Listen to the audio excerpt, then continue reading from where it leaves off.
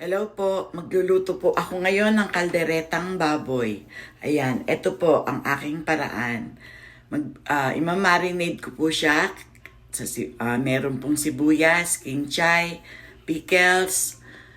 Ayan, nalagyan po siya. Tapos kalamansi po yun. Tapos pineapple juice. Ayan po ang aking mga ipagbababaran. Tapos meron din pong toyo. Tapos po, lalagyan din po ng ketchup. Meron din po mga paminta, asin, ganon. Tapos po, magigisa na po ako noong bawang.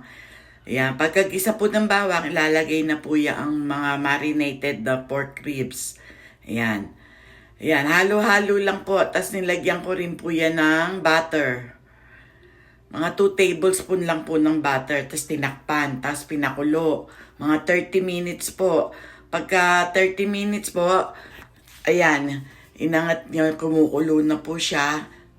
At malambot na po siya, hinango ko na po yung laman para mailagay ko na po yung liver spread at saka yung peanut butter. Haluin lang pong maigi yan hanggang sa matunaw po yan.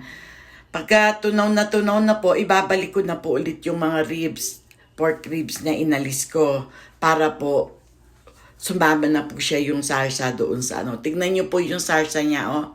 Napakalapot. Ayan lang po, ganyan lang po.